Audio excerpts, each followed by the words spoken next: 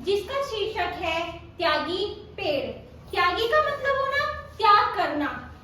एक समय की बात है, एक घने जंगल में एक पेड़ था। उसी जंगल के पास एक छोटा सा गांव था जिसमें एक रामू नाम का एक बच्चा रहता था। एक दिन वह खेलते खेलते पेड़ के पास आता है और उसके चारों तरफ खेलने लगता है। कभी उसके तनों के साथ खेलता है, कभी उस पे चढ़ता है तो कभी उसके फल खाने लगता है। कुछ समय बाद वह थक जाता है और उसकी छांव में सो जाता है। जब वह जगता है फिर खेलता है और खेलकर अपने घर की ओर चला जाता है।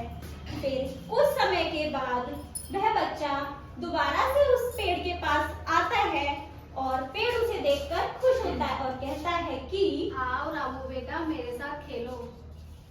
मैं पेड़ के साथ नहीं खेलता, अब मैं बड़ा हो चुका हूँ, मैं नहीं खेलूंगा।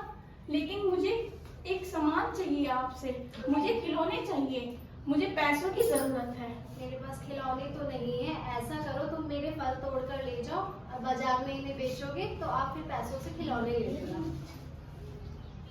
ये सोचकर रामू बहुत खुश होता है और वह पेड़ से सब आमों को तोड़कर बाजार की ओर जाने का सोचता है और सारे पेड़ से आम लेकर वह बाजार की ओर चला जाता है। फिर वह बेचकर उनसे खिलौने ले लेता है। कुछ समय के बाद, कुछ वर्षों के बाद जब वह 30 से 35 वर्ष का हो जाता है तो वह दोबारा से पेड़ के पास आता है और पेड़ उसे देखकर फिर से खुश हो जाता है और कहता है कि बेटा मेरे साथ खेलो। नहीं, अब मैं खेलूंगा नहीं, मैं अब बड़ा हो गया हूँ। मुझे मेरे ऊपर बहुत ज्यादा जिम्मेदारियां आ गई, मुझे परिवार के लिए बहुत जिम्मेदारियां करनी है।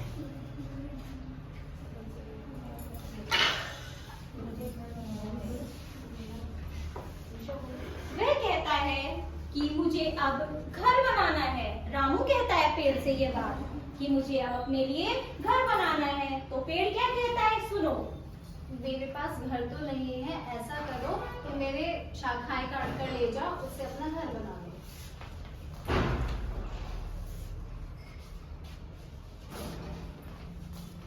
वह शाखाएं काटकर अपने घर की ओर चला जाता है और नया घर बनाकर अपना जीवन व्यतीत करने लगता है। फिर वह जब 40 से 50, 60 वर्ष का होने वाला होता है, वह दोबारा से उस पेड़ के पास आता है और कुछ कहता है, सुनिए। आओ रामू बेटा, मेरे पास खेलो। नहीं, मैं अपनी जिम्मेदारियों से थक चुका हूँ। अब मैं नौका से आनंद उठाना चाहता हूँ। क्या तुम मेरी मदद करोगे अपनी लकड़ी के माने? मुझे माफ करो बेटा, मेरे पास नौका तो नहीं है, ऐसा करो तुम मेरी तने काट के ले जाओ और फिर उससे आप वो बना लो, नौका बना लो। यह सुनकर वह अपनी कुल्हाड़ी को उठाता है और उसके तने काटने लगता है और अपनी नाव को बनाने के लिए चला जाता है।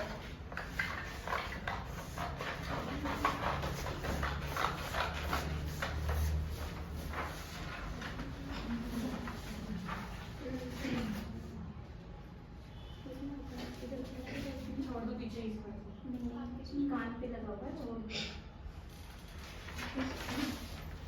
अब वह बहुत बूढ़ा हो जाता है। रामू जो होता है वो बहुत बूढ़ा हो जाता है। फिर वो कहता है कि चलो मैं कहीं घूम कर आता हूँ। वह फिर से उसी पेड़ के पास आ जाता है। वह धीरे धीरे चलकर उस पेड़ के पास आता है। रामू को देखकर वह बहुत दुखी होता है। कौन दुखी होता है? पेड़। क्यों? सुनते हैं।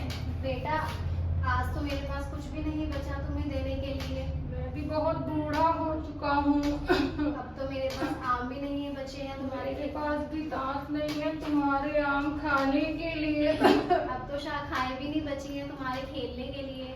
मैं भी बहुत बूढ़ा हो चुका हूँ, मुझे आराम की जरूरत है। अच्छा, तुम्हें आराम की जरूरत है? बहुत ज्यादा। तो एक अच्छे पेड़ की जड़ आराम से बैठने के लिए बहुत अच्छी होती है, तो आओ बैठ जाओ।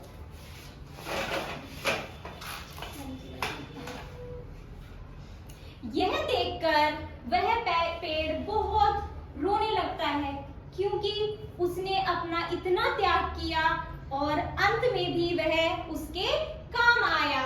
तो हमें इससे यही शिक्षा मिलती है कि हमें पेड़ों को काटना नहीं चाहिए। अगर हम उन्हें काट भी रहे हैं तो हमें नया पेड़ भी लगाना चाहिए। पेड़ हमें छाया, फल और लकड़ियां हर एक चीज देते हैं।